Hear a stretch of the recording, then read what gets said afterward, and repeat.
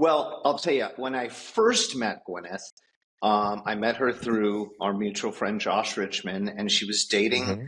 I can't even remember who she's dating, some Hollywood bohemian kid, whatever. And Josh was running around, wearing socks and his cane. And Gwyneth was a baby. She was like 19 years old. I met her at Duke's Coffee Shop on Sunset Boulevard. Then, cut to, I'm in New York a couple of years later, and run into her again. And it was just like, we just fell like head over heels in love with each other, like from literally like the second we set eyes on each other.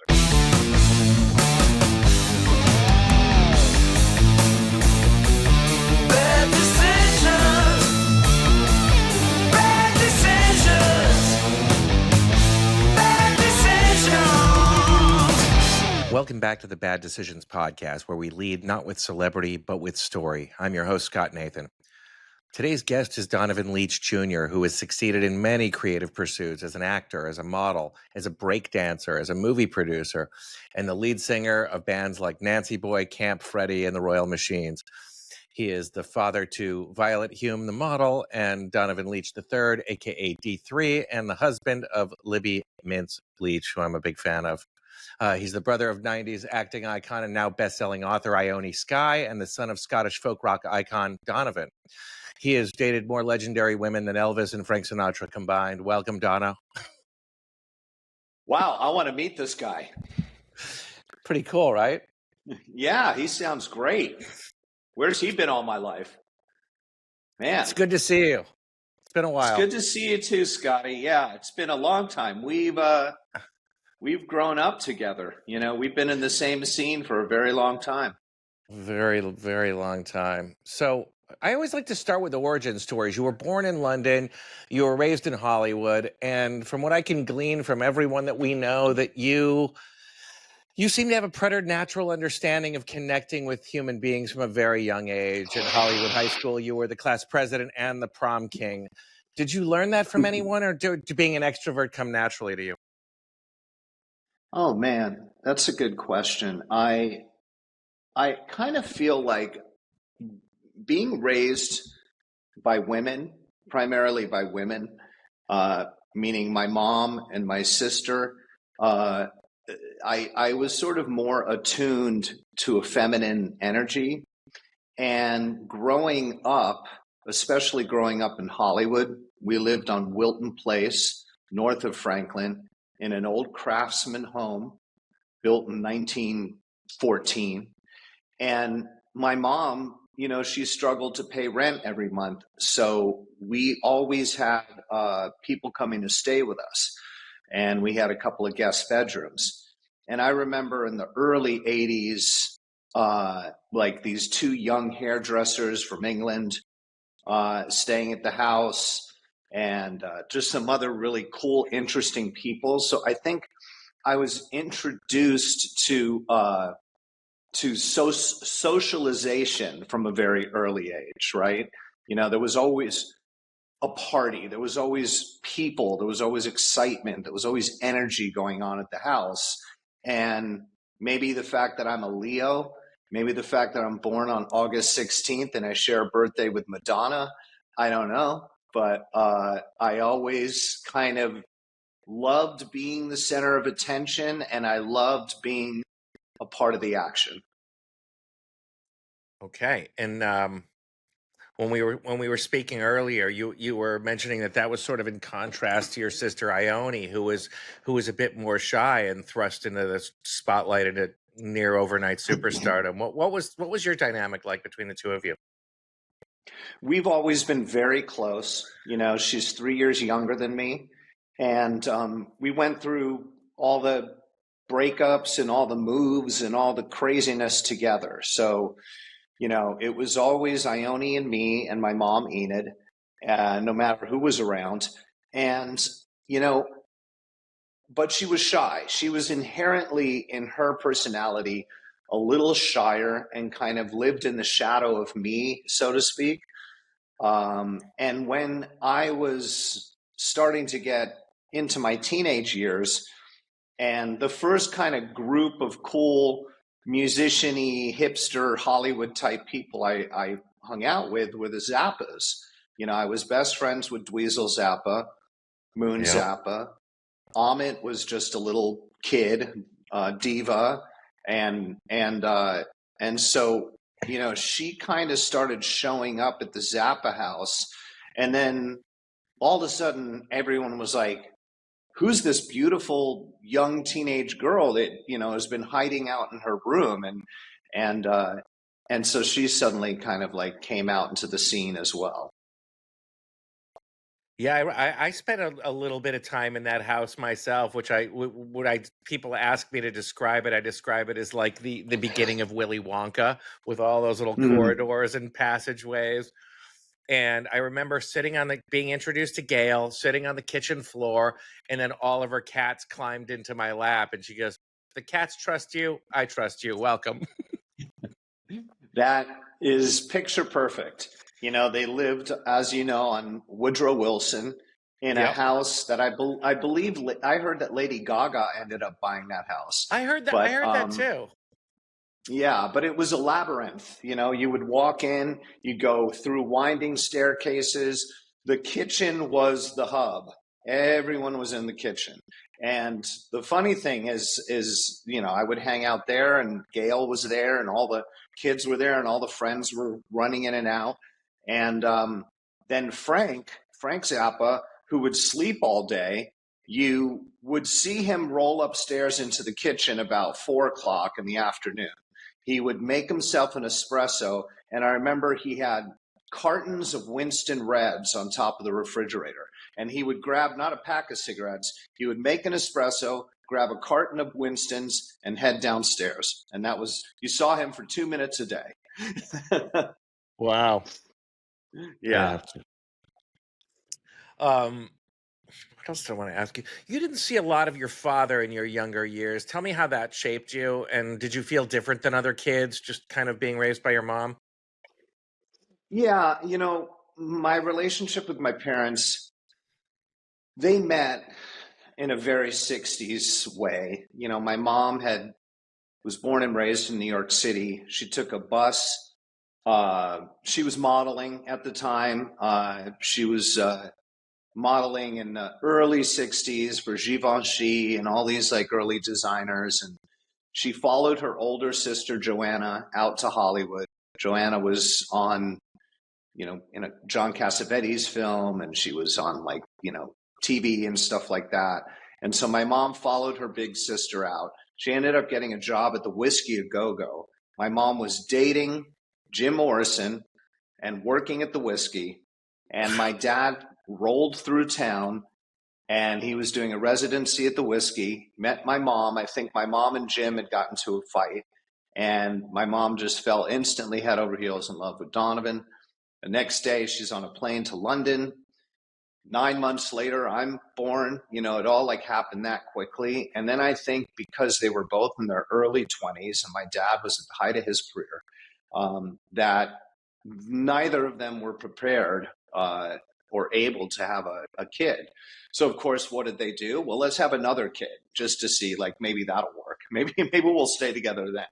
And so Ione was born, but by the time she was born, she was just a baby. I was like three and a half, and the relationship wasn't working out. So we all flew back to Los Angeles, and we were living around the corner from Nurit, who is Jason Nesmith's mom, and Nurit had a kid. I loved Nurit. Yeah, she was around the corner, so she had a kid with Mike Nesmith from the Monkees. So Jason and I, who were exactly 1 year apart, we became best friends growing up. And so I started to connect with the kids of the famous Rockstar Parents Club.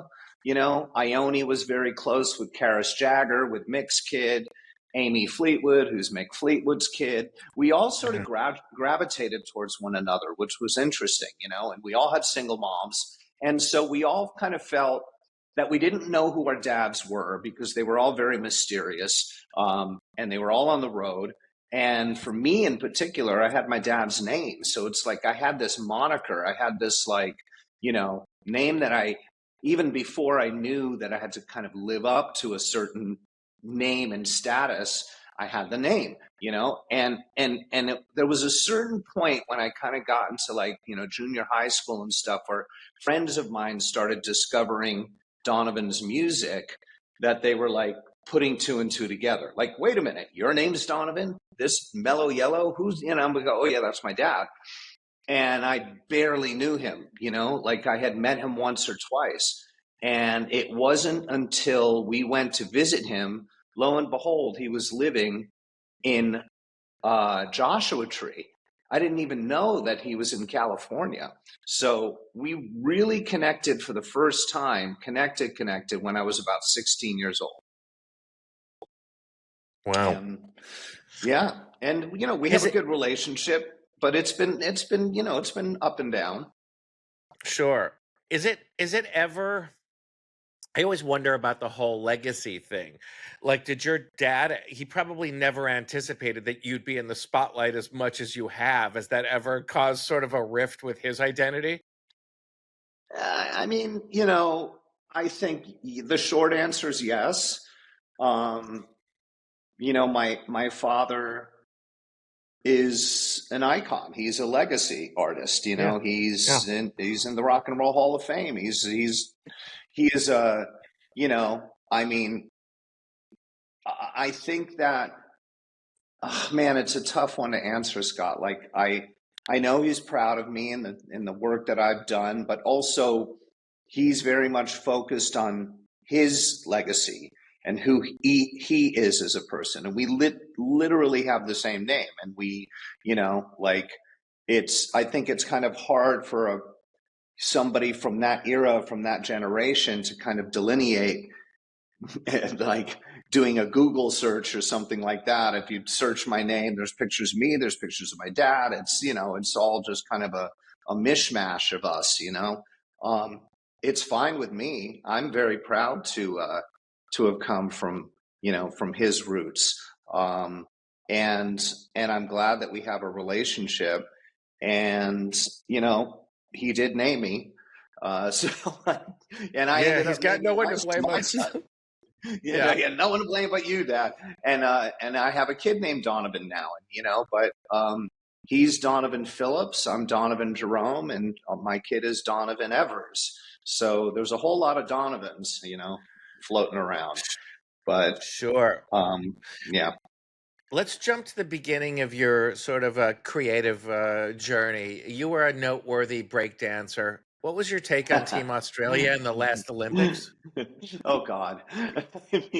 I was, I was super psyched to actually see breakdancing in the Olympics.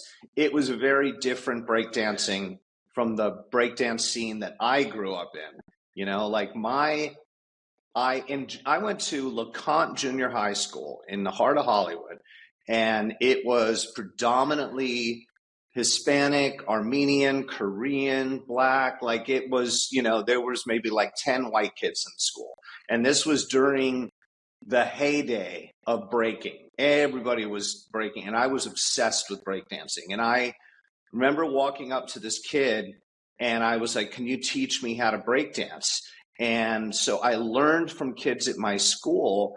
And then I started going to a dance, the Roland Dupre Dance Academy on 3rd Street, West Hollywood. And I was going to Roland Dupre. He was still alive in there. He was kind of like this legendary, dance studio. Because at the time, in the 80s, it was all those dance music videos, right? So it was like every music video had like choreographed dance routines. And they always needed one breaker, or two breakers to kind of break up the dance routine. So I suddenly became like one of the few white kids who knew how to break. And I was more popping than breaking. And because I was at Roland Dupre, he asked me, Roland Dupre himself, if I would teach a breakdancing class. So at like 15 years old, I'm teaching breaking at Roland Dupre Dance Academy. And I sort of quote unquote got discovered. I was hanging out at Fred Siegel's on Melrose breaking, like, because I would just go and just dance anywhere. And Lionel Richie walked into Fred Siegel's, and he looked at me and he said, "You're great. We're shooting a video tomorrow. I want you to come down." And I'm sure he just wrote down an address or something. The next day I went down, and it was all night long. And I was I was featured in the All Night Long video. After that, I got a Subway sandwich commercial. Then I was in Breakin' 2 Electric Boogaloo, and I started like breaking like professionally. And so that's kind of how I got my career and got my toe in the door for acting. That's amazing. Yeah. Which I want to get into. I have a note here that I want to verify. Is it true that Nancy Boy, your band with Jason Nesmith, was the first band signed to Ford Models? Yeah, that's true. So there's a funny story. I start acting, and the first movie I did was starring opposite Brad Pitt in a horror film called Cutting Class. It was me, Jill Sholin, and Brad Pitt. And I remember going down to the set. It was directed by a guy named Rospo Pallenberg, and Rospo Pallenberg was John Borman's screenwriter. So this guy wrote Deliverance, Excalibur, all of the John Borman classics. And I was obsessed. Ione and I were obsessed with Excalibur growing up. That was like our favorite movie. And so I was like, oh my God, I can't believe I'm working. And this movie, Cutting Class, was kind of a cheesy slasher horror film. And I go to set, and I'm in a little honey wagon, and then they go, okay, go say hi to your co-star, Brad. And I remember knocking on the door and opening it up, and Brad Pitt's sitting there. He's 19 years old, and he's listening to How Do We Sleep When Our Beds, Midnight Oil. He's listening, he's rocking out to Midnight Oil. And he turns around, he's got a thick Southern accent. "Hi, how you doing? I'm Brad. Nice to meet you." And we made this horror film together. I was the killer, and he was the high school jock. And that was my first sort of feature lead. And it's funny that years later, we both ended up dating the same woman, who I'll show you, we will bring up. But, I was making some films, and one day I get a call from my agent, and they say, "There's this fashion designer. Her name is Anna Sui, and she wants you to be in her show." And I'm like, well, I don't know who Anna Sui is, and fashion sounds really cheesy. No thanks. And they go, well, just take a look at the VHS tape that we're sending you. So I put the VHS tape into my machine, into my VCR, and it was Anna Sui, I think it was fall 93 or something. All of a sudden I see Naomi Campbell, Christy Turlington, Kate Moss, Linda Evangelista. I called my agent back. I'm like, when's the flight? And I was there. And the next day or next week, the show was at the New York Public Library. And I was backstage with all these supermodels. Naomi Campbell gives me her phone number. "Darling, call me. Let's hang out." And Katie Ford came up to me after the show, and she said, "I want to sign you. I want to sign your band. I want to sign your sister Ione. And I was there with Zoe Cassavetes and Sofia Coppola and Roman Coppola. So it was me, Roman, Sophia, Zoe, Nancy Boy. Literally the next day, I'm in Hoboken, New Jersey, shooting the DKNY campaign with Shalom Harlow, Amber Valletta, Zoe, Sophia, Ione, me, shot by Peter Lindbergh. That was like my first week in New York. Yeah, it was crazy. Top of the food chain right out of the gate. And then I said, I'm moving to New York. Yeah, I started going to shows around 94, 95, and I still go back and I'll look at some of my old 35 millimeter negs, and they're kind of amazing. Like, I have a picture of backstage at Marc Jacobs at the Armory, kind of the last hurrah of the supermodels, all the people you just named, and Kate Moss, and Giselle was the only baby model there. And I show people these photos, and it's just like a bunch of women wearing nothing but thongs, smoking cigarettes, drinking splits of Veuve Clicquot with the black straws sticking out of them, and an era never to be duplicated again. Oh God, it was great. Yeah, I asked Anna recently, can I come to your show? And she goes, because I was in New York. She goes, oh, Donovan, it's so different now. There's like 50 people at the show, and she was really downplaying it, and she's like, it's not what it used to be. No, nothing is. Well, let's jump into the girl that you and Brad Pitt both dated, Gwyneth Paltrow. When you dated, did you ever expect she would both win an Academy Award and become a billionaire? What was she like then? Well, I'll tell you, when I first met Gwyneth, I met her through our mutual friend Josh Richmond, and she was dating, I can't even remember who she was dating, some Hollywood bohemian kid, whatever. And Josh was running around, wearing socks and his cane. And Gwyneth was a baby. She was like 19 years old. I met her at Duke's Coffee Shop on Sunset Boulevard. Then cut to, I'm in New York a couple of years later, and I run into her again. And it was just like, we just fell like head over heels in love with each other, like from literally like the second we set eyes on each other. And it's like when you really like somebody and then you don't see them for like a year, and then it's just all that built up tension, and it was just like on. And we immediately fell into this like serious love affair, which lasted about a year and a half. Now, this is before Gwyneth was doing anything. She had done this movie with Dennis Quaid, this like Western, and but nothing. But I knew her father Bruce and her mom Blythe and her little brother Jake, and they seemed like a very in California. They lived in Santa Monica, and they were I loved their family. I loved how the bond and the structure, and she came from such good genes and such from good like quality, that she always had that air of, I don't know if it's superiority or but she always had that edge. She always knew, like we went to Mexico once, and we were renting a car, and there was a French couple trying to speak to a Spanish person who was working for the car rental place.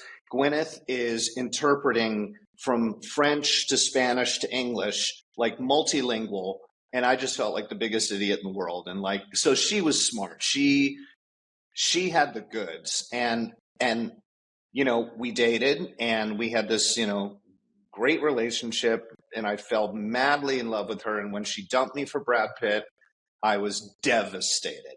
She actually went out to LA to read with him for Seven, the movie Seven. And I remember she came back, and it was like she came home from a red eye, and I was in her apartment, and she comes in the bedroom. She goes, we got to talk. And it was just like, it's like your heart sinks down to your stomach.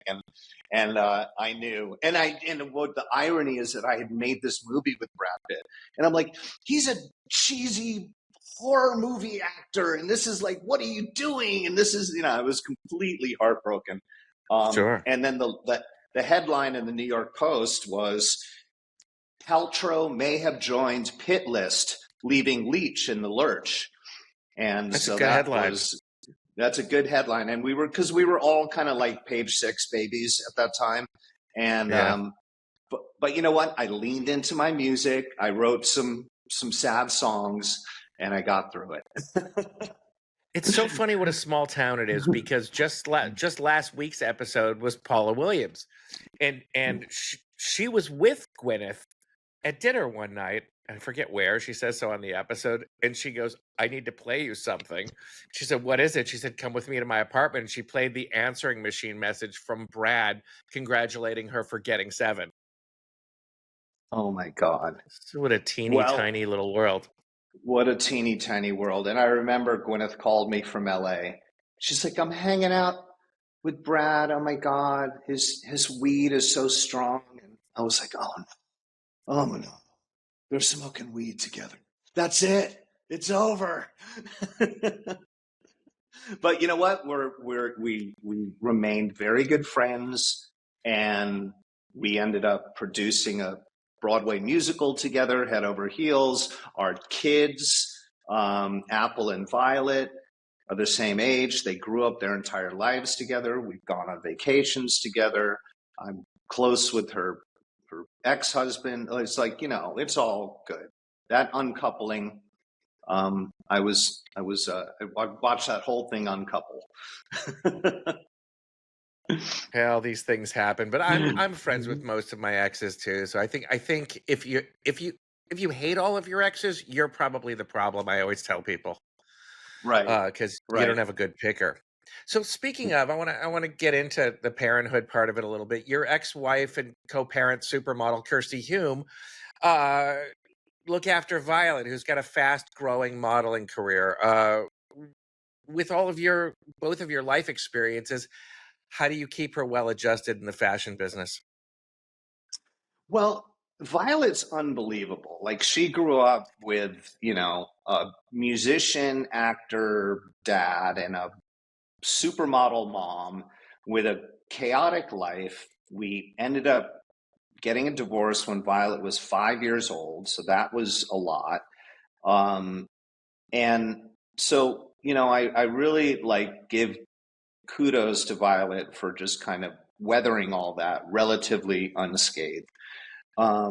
She today is a junior at college. She's in her third year, and she is like straight A student, kicking ass, doing great. School is her priority. They wanted her because obviously she's like, the whole Nepo thing. They wanted Kirsty Hume's daughter, and you see a lot of, Kaya Gerber and a lot of like next generation, Sure. Lila Moss, they're going, and Violet was like, I'm not ready. I don't want to do it yet. She really held them off. She ended up signing with DNA, same agency that Kirsty's at, and they were very strategic about it. And the first contract she signed was with Gucci. She signed a I love those 2-year pictures. contract. Yeah, and she shot these really beautiful campaigns for Gucci. And then even now, she's only done a couple of seasons of runway, and she's very picky. She's out of the Gucci contract, but her priority now is she wants to finish school. And so she has another year of college, and then she wants to, before she does any grad school or anything, because she's studying to be a psychologist, and she's constantly I have therapy sessions with her all the time. Now I have a built-in therapist and a daughter, and she wants to take a couple of years off, move to Paris, move to London, because Kirsty's from Scotland, so she's totally on track. She's doing great. That's great. That's music to my ears, because, I worry Yeah. about kids entering grown-up worlds, especially ones like that we both have a fair amount of experience with. Mm-hmm. And then I have a remember- 10-year-old. Yeah. D3 is 10? D3 just turned 10. He's Wow. unbelievable. He's just off the charts creative. He already wants to be an actor. He's signed to an agency, Sovereign Agency in LA. He's already had a few auditions. His first audition was for Stranger Things. I just got an email this morning. He's got to go on tape for something. But he's incredible. He's very artistic. He's a sweetheart. And he's a beautiful kid. And Libby, my wife, who she's done just a great job as being a mom. And my relationship with Libby, we've been together 11 years now. It's definitely we hit a pretty rough patch, like when we came to Austin a couple of years ago, kind of coming out of COVID and getting a little burnt out on LA. Violet left for college, and we decided to move to Austin because Libby's from Corpus Christi. And Austin, like, I came here and it was just kind of a disaster for me. Like, I didn't have any friends, I didn't have work. I was just kind of, Libby and I were really in a bad place in our marriage. And it took like a year, you know. I mean, we were actually like separated at one point. It took about a year for me to kind of like get settled here. And I really started focusing on myself, and she started focusing on herself. And I think in these long-term relationships, there comes these moments where you kind of have to like get your own shit together if the relationship is going to move forward. And you can't lean too much on the other person or become obsessed with whatever it is they're doing in their life. And so we kind of worked through all that. And, you know, in D3, our kid, again, he's been solid. He's been, you know, he definitely parent trapped us back together, which is a good thing. And so we're happy now. And so it's been good. Yeah, I've always liked Libby. She's a real one of one. And I used to always tease her sister Julie. I used to call her the only Jew from Body of Christ, Texas. It is a very small scene, the Jewish network in Corpus Christi, and it's funny too when I think of. Go ahead. Go ahead. Well, I was going to say I know one other Jew from Corpus Christi, Texas, who I used to work for, a guy named Sid Sheinberg, who ran MCA Universal. You're kidding me. He was a DJ. I mean, I know. He was a DJ at his college, you know, radio station, and then moved out here, went to law school, became a law professor, and then was tapped by Lou Wasserman to be president and chief operating officer of MCA Universal. I know the name well. You know, for any of your listeners out there who've never been to Corpus Christi, it is like stepping back in time. You know, they say it's a sunny place for shady people, and it's got a very kind of Hunter S. Thompson sort of vibe. You know, it's just it's stuck in another era, and it's right on the Gulf of Mexico, and I love going down there. We're actually going to go down in a couple of weeks, and Port Aransas, and you know, there's really interesting. It's an interesting part of Texas. And the parents' house survived the hurricane, right? Yeah.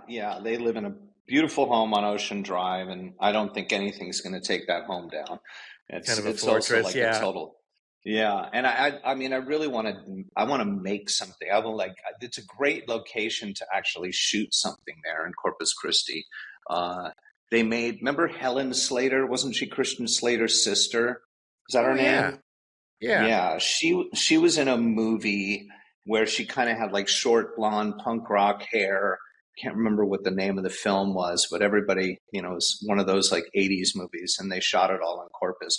Farrah Fawcett's from Corpus. Really? Chris Christopherson's from Corpus. Selena, obviously, the Mexican pop star, she was from Corpus. So, you know, it kind of, and look at Julie and Libby. I mean, a couple of lookers there. They really, they grow them down there. It's true. I was just going to say they make good looking people down there. Something about that water. Yeah. Something about that contaminated oil slick water. Because that's where they pump all the oil, is off the coast of the Gulf of Mexico. Yeah. So the Gulf of America now. The Gulf. Oh, I'm so sorry. Gulf of America. Yeah. Don't make it angry. No, I won't. God, what world are we living in? I know. I just earmuffs it and move on. I can't give it any more energy. But anyway, can we? I know the fans will like it. Tell me if you don't want to talk about it. But let's talk about some more of your love life. You dated Susanna Hoffs of the Bangles. How was that? Sue Hoffs. I love her. She's great. I'm trying to remember where we even met, but you know, I was younger than her. I would say probably 8 or 10 years younger than her. So I was kind of a boy toy. and I met Susanna. And same thing, I have this pattern with women who have very strong families. Susanna Hoff's dad was a psychiatrist. Her mom was a filmmaker. Remember that movie that Susanna Hoff starred in? That was a film that her mom directed. Yes, look it up. There's a movie that Susanna Hoff starred in. She was, the Bangles were at the height of their career, and so we dated for about 2 years, and I got to live in the bubble of the Bangles, which was phenomenal. Was this before you were working as a singer? This was before all that. Yes, it was before I moved to New York, and so she kind of was my first real girlfriend, first real serious relationship. I was living with her in West LA, just off of Bundy, which was weird for me because I was a Hollywood kid, and I was like, oh my God, I'm on the West Side, in a house with Susanna, and it's all, I felt like I was in way over my head. But she, I think kind of the funnest experience that we had is there was this big annual conference called the Winter Music Conference that happens every year in Florida. And this one was actually at Boca Raton. We were at a fancy hotel in Boca, and all these musicians, all these acts and artists were there. And they were signed to Sony, and Tommy Mottola was the head of the label. So we're all hanging out in this room. Tommy Mottola walks in and he says, Eternal Flame is #1 in 18 countries. I need you on a plane tomorrow to Europe.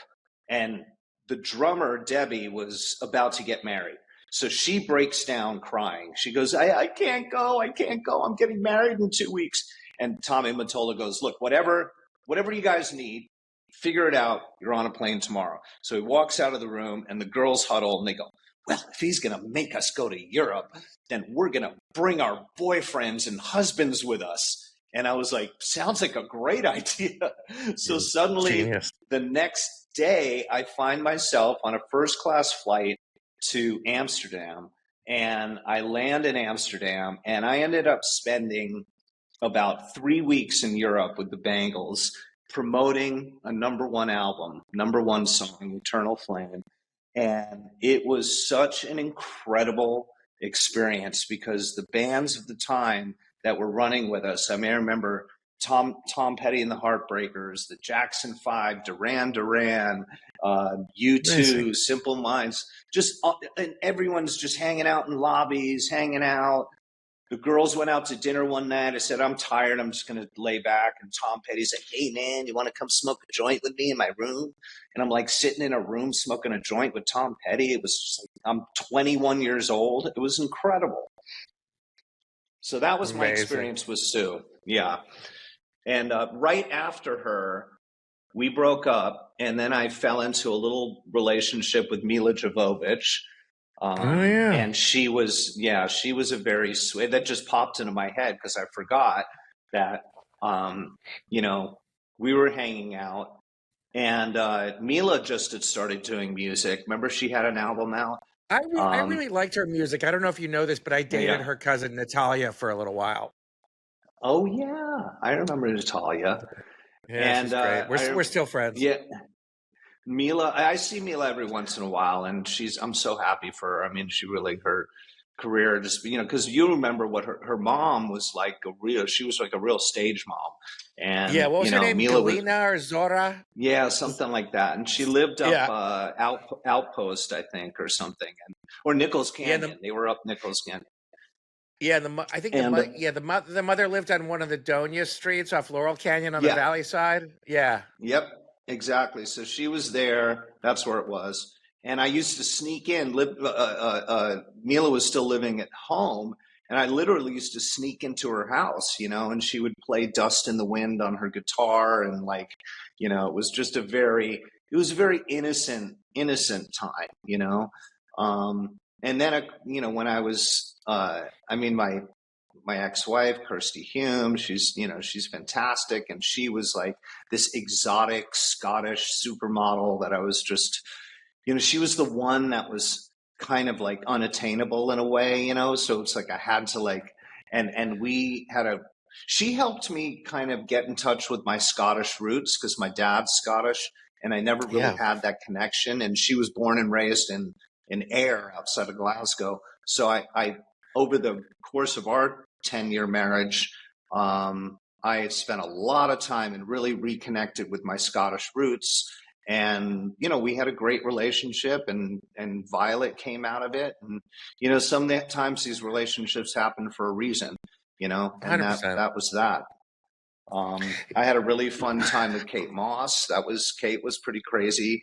And that was somebody that I also I always fell completely head over heels in love with, and these girls. And first of all, what's not to fall in love with? What's not to fall in love with any of them? But so point taken. Yeah, of course. And it was like, Kate was such a. I mean, look, it was never. I mean, I'm telling you, our relationship lasted 2.5 weeks. But I mean, in my mind, it's much more than. And I still am in touch with her and chat with her, and she's, It's just funny that we can all look back on this. The supermodels used to call them, their nickname for each other were wagons. So everyone was a wagon. And I think it was because like the idea of like this wagon being rolled down the road, like, and that was like their life. So, Naomi and Kate and Christy, they'll be a wagon, and they'd be chain smoking their Marlboro Lights. And like you said, drinking Veuve Clicquot out of, champagne glasses with black straws. Yeah, for you outside the fashion industry, people, they always drink champagne with straws so as not to screw up their lipstick. That's right. Yeah. Always have black straws. And those photographers, Mario Testino and Ellen von Unworth and Albert Watson and Lindbergh. Lindbergh, Paolo Reversi, like all these incredible artists that I was so fortunate to work with. I remember I was shooting the CK1 campaign, and Ashley Ward and her husband, they were like a husband and wife makeup. Ward was his name, and he was like this big Dutch guy, and then Ashley Bird was this English girl, and they lived across the street from the famous studio in Industria in New York. And we're shooting the CK. Place. Yeah. Remember Industria? So they're shooting the CK1 campaign. There's like 40 models there. I ended up being on the it was me and Kate. We did the first campaign for CK1. I remember that. I remember that campaign. And wait, who shot that one? Was it Weber? That was no. It was Stephen Meisel shot that one. Oh my God. And my favorite ever. It was based on kind of a sort of a Andy Warhol vibe, and but the Rolling Stones were shooting in the next studio, and I knew Mick from back then because I was kind of in the 90s. I was like Mick's like pimp because he knew I knew all the girls, so he would call me up and go, "Hello, Dono, what's going on tonight?" And I'd take him out. He'd pick me up in a town car. And I would go to, like all those like Moomba and Spy Bar and all those places, bar to back, with Mick Jagger in tow, and that didn't hurt my cause. And but they were shooting one night, and Ashley and Ward lived across the street, and I went over there afterwards to have a drink, and I told Mick, I go, come across the street. But I didn't tell Ashley and Ward that Mick was coming. And then they're like, we're hanging out in the doorbell. And who could that be? And she goes downstairs, opens the door, and there's Mick Jagger standing there. Oh my God! It was silly times. Couple more from your past. Sandra Bullock, Cameron Diaz. Sandy. I used to call her Sandy Bollocks. Sandra, absolute sweetheart. Like, again, incredibly brief relationship, but we met. I was her date at the MTV Music Awards. That was kind of the VMAs. Sandy and I went to the VMAs together, and we hung out a little bit in London, and she was shooting a movie with Sylvester Stallone, I want to say, because we went to Planet Hollywood. They just opened Planet Hollywood in Soho in London, and we went. Sandy and I went at like 2:00 in the afternoon. And she goes, and I was with Nancy Boy, so we're all dressed in like Glammed androgynous, glammed out. And Sandy goes, "Oh, my friend Sly's coming." And so Sylvester Stallone walks in, and we're all sitting at the bar, and he looks at us, and he goes, "Sandy, what are you hanging out with all these queers for?" Nice. And Sandy goes, "Oh, Sly, stop, you be nice." And she, so he sits down with us, and we're hanging out, and like me and Jason, we're like Nigel, we're like, oh my God, we're sitting like with Sylvester Stallone. And I don't know if you remember Planet Hollywood, they would have the screens come down, and then they would do like a montage of like a movie star. So right in the middle of sitting there talking to Sly Stallone, all of a sudden we heard the Rocky theme, bum, bum, bum, bum, bum, bum, bum, bum, bum, and all the screens start coming down. And then Sly goes, "Oh, no, not this." And I had to sit there next to him watching a montage of all his movies, Rocky and like, Rambo. It was surreal. But yeah, I took Sandy to an S&M club in London. I think I would do things to like shock. Not that we did anything, but I was like, "Oh, you got to check this place out." I liked, this is kind of the same thing with Gwyneth. Like I wanted to kind of show them the other side, the darker side of the underworld. And so, yeah. And then Cameron, also very brief. It was actually Gwyneth that set us up. She was like, "Okay, so my friend Cameron, she's single, and I totally blew that one because I think I actually we could have been something. It could have been something. And but I think I was way too eager. I just was way too like, "Hey, yeah, what are you doing later? And I'll call you. I'll pick you up at 7. Let's go to dinner." Yeah, no, I was just nobody feeds the hungry. We've all learned that lesson. Yeah. And she was just like, "Back off." And then I backed off, and then she called me at like 2 a.m.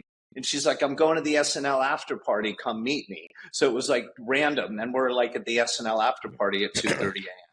And then I never heard from her again. And then like 6 months later, she's like, "Hey, what's up?" So that was that. But now she's happily married.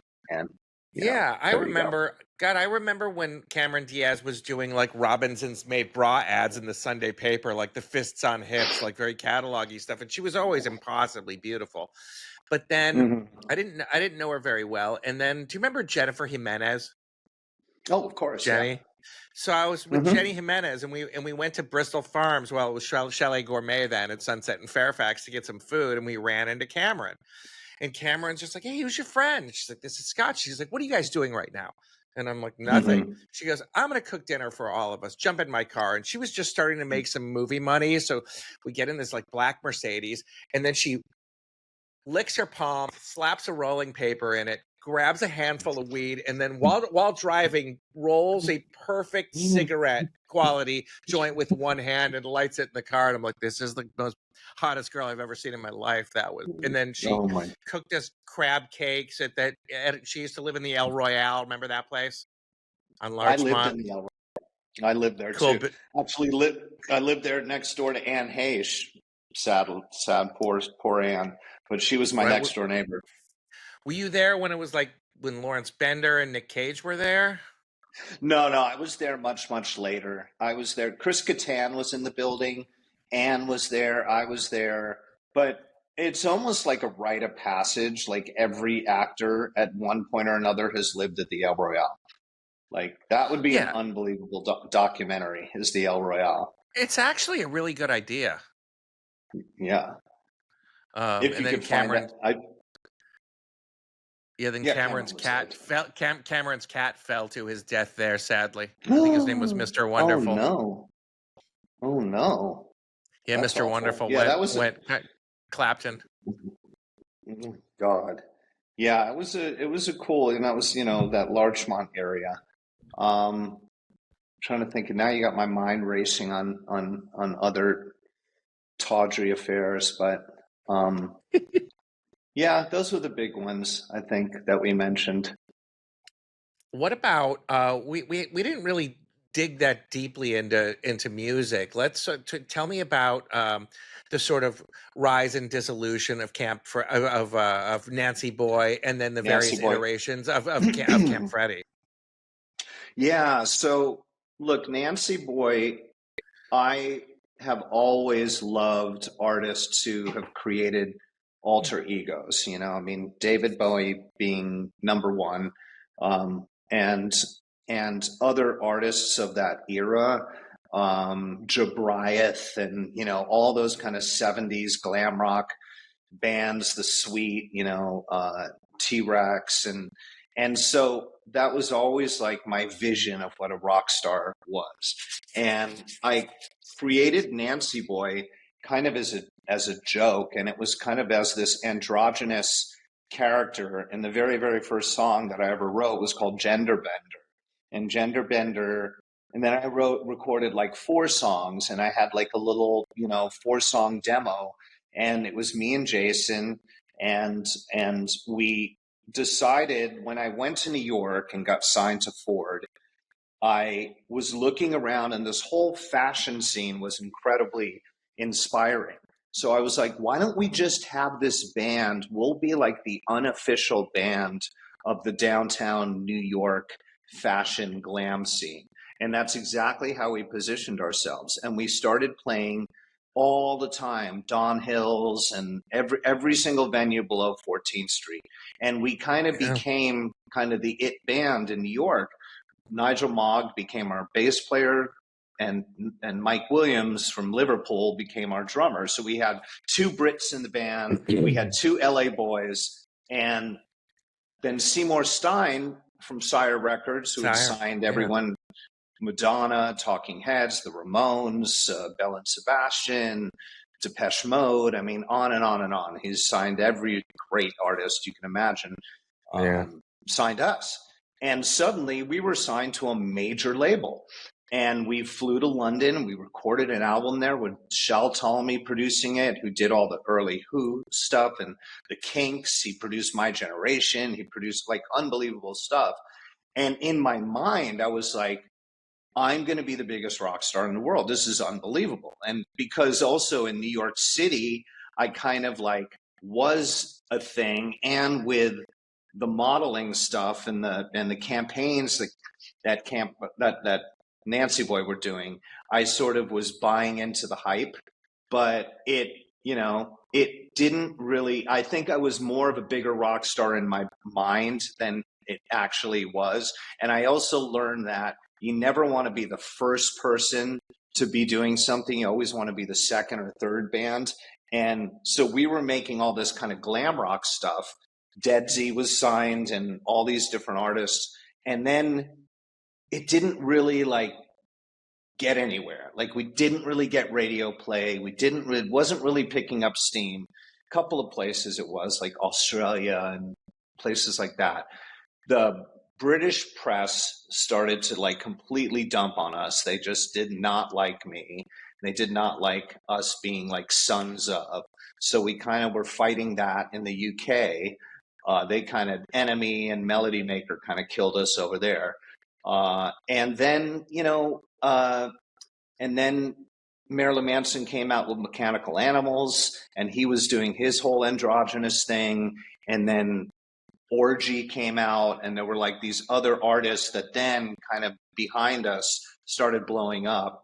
And then Sylvia Rhone, who was running the label above Seymour. I remember her. Yeah. Yeah. So Sylvia Rhone kind of killed our record because her band was Third Eye Blind. So Third Eye Blind got all our tour money, got our radio money, got our marketing money. And we basically were out on the road, and we just got a call, just like, come home. And they just kind of shuttered things. And then we kind of came back. And I ended up getting signed to Hollywood Records. And then I made another couple of albums, but it was never really quite the same. So Was I came that Bob back to Pfeiffer's LA. tenure? No, it was Jay. Ferris, Jay Ferris, and then I there was remember his another name. guy. Jay Ferris started at Mammoth, and then Mammoth Records was absorbed by Hollywood, which was then bought by Disney. So it was like all those, so it was all the, that was all going on. So even if you'd be on a label like Sire or something, because it was part of the Warner's label, like Sylvia was running Warner's and we were on Sire. So it didn't matter how legendary Seymour Stein was, he ultimately was not the one with the green light to spend cash. He was just the guy that went out. I mean, the best there ever was in signing bands. Nobody was ever better than Seymour, but Sylvia had the purse strings. So I learned a lot, but then I kind of came back to LA after being in New York for 10 years and sort of kind of dragging my feet a little bit, like, well, I didn't make it. And then I was sitting having dinner in West Hollywood with Billy Morrison, who's in Billy Idol's band, and he was in the Cult, and Robbie Williams was there. It was his best friend at the time, and he and I started talking about playing a gig together of just doing cover songs.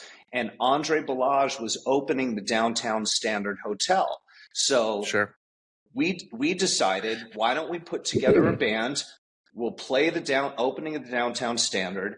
Brent Bolthouse will promote it, and it'll be great. And it was me, Matt Sorum, Dave Navarro, Billy Morrison, and it was great. And then like 2 weeks later, Brent was like, I'm doing this other party, you guys come play. It was Slash, Duff McKagan, Ron Wood, Macy Gray, Moby, Robbie Williams. And then like after that, Brent was like, I'm going to manage you guys now. So Brent Bolthouse became our manager, and he was kind of our Malcolm McLaren. And, at that time, Brent was like the hot, he was doing every hot club and everything. Yes, he was. And I was there that opening night, by the way, at the Standard Downtown. Yeah, and that was such a fun party. And those days we never missed the opening of an envelope. Yeah, exactly. So that's how Camp Freddy kind of unfolded. And then we ended up becoming, playing with some of the greatest artists ever, from Ozzy Osbourne to Lou Reed to, just on and on. I mean, it was Steve Jones.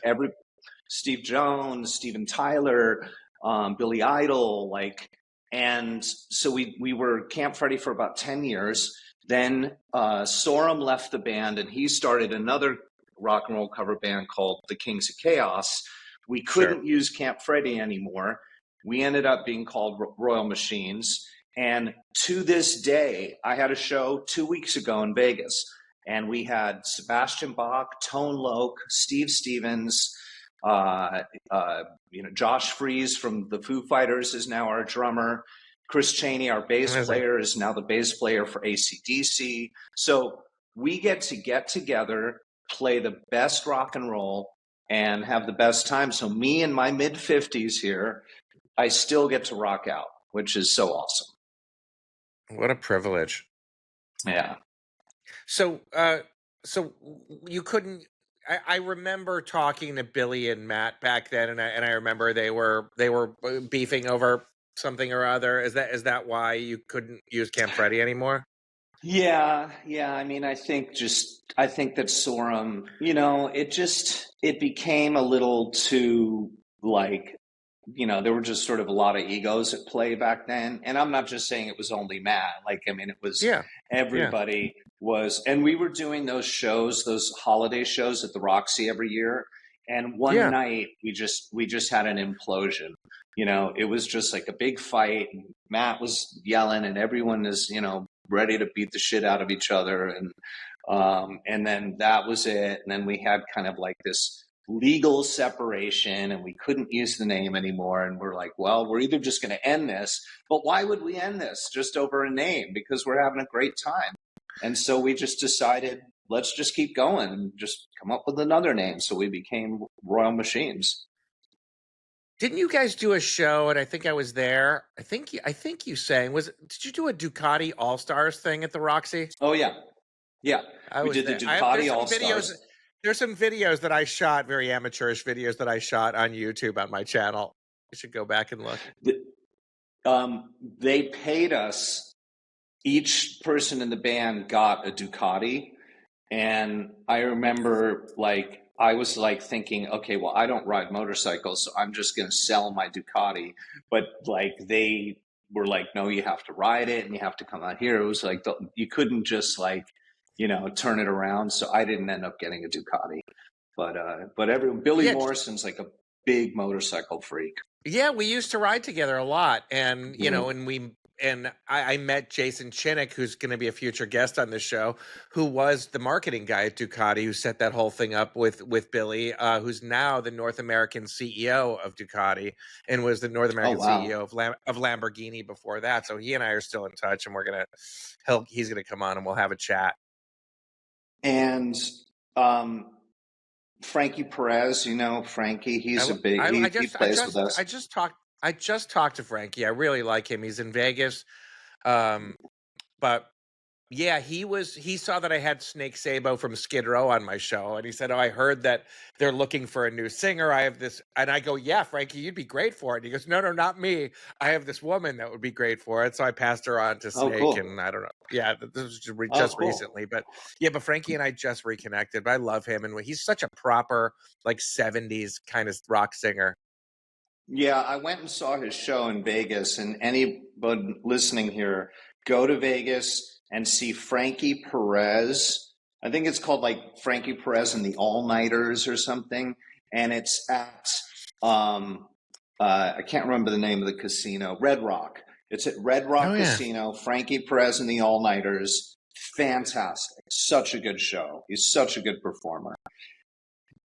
Yeah, I remember I didn't do that whole ride up to Seattle or wherever it was, but I did the first leg with those guys, with Jonesy and Duffy and Frankie. Mm-hmm. And I think Jack Osborne was on it and Morrison, and we were all riding up there on our bikes. And then I saw the set list on the stage in the Ducati dealership, and I was like, someone's going to sing Firewoman by The Cult? This better be good. And boy, was it good. It was probably Frankie that sang it because it was Frankie because I knew him a little bit from writing, but I didn't know how good of a singer he was, and I was just like, this is a bold choice to make a cover. It's like covering Freddie Mercury, and he nailed it. Now, back in the 90s, living in New York, I would walk into somebody's apartment and Ian Astbury would be sleeping on the couch. I mean, it was that kind of world. You just never knew who you were going to run into. Go down to some basement after hours party and there's Liam Gallagher. It was such a small scene, Yeah. And a lot of drugs. Yes, absolutely. Do you think that generations after us have their own sort of subcultures, or is it all screens now? Yeah, I think that there is. I'm just thinking of Violet. She has a group of people that she hangs out with, and they have their little thing that they do. I kind of like this trend, this boiler room trend, seems to be cool gatherings. So I think that young people, that young generation, there's definitely something going on. And of course, we're always going to think that our generation was the greatest generation and that we had it going on. I do think we really did have it going on. And I think that, technology and, Instagram and all that kind of stuff, none of that existed when we were out. Imagine today, if anyone is listening who's under the age of 30, imagine getting in your car and driving and just listening to music and going to a location that your friends are all hanging out at, and you spend time with each other. You go to Swingers, and then maybe you take a hike in Runyon Canyon, and then maybe you go see a movie together and whatever. And then you come home 6 hours later and you check your answering machine. That's what it was like. Yeah, I tell people, I was just like, if I wanted to see other kids, if I wanted a social life, I'd have to get on my bike and ride to the park. And if they weren't there, I'd go ride somewhere else. And you would make plans. You would get on Yeah. on a landline, and that was the only communication you had with the human race. And when I think about in terms of nightlife, we used to go out. And every night, like, we met people. We didn't have phones. We didn't have pagers. We would exchange phone numbers. Then we would actually use them and be like, what's going on tonight? And they'd be like, there's an after hours in Nichols Canyon. There's this thing tomorrow in Benedict Canyon. Come. And we all just kind of grew our sphere. For me, like, my birthplace in LA was the whiskey bar at the Sunset Marquis. That's where I met probably half of my friends that I have to this day. Mm. Oh, yeah. I mean, whiskey bar, you would go in there, and it didn't matter what night of the week it was. And it was always a cool group of people. I mean, but I remember like Dave Gaughan from, Depeche Mode, and I remember Michael Hutchins, and they'd be sitting by themselves at a bar, no security, no anything. And you sit there and have a 2-hour conversation with them, Yeah, I remember I rolled in there one night with Michael Richards from Seinfeld, and we end up sitting down in one of those green banquet booths, and it's like to my left is like Jeff Beck, Rod Stewart, and Billy Corgan just shooting the shit. Yeah. And it was never that busy, and it wasn't big, and it was like just 70 people. Yeah, it was the greatest scene. It was that little outdoor patio, and that was it.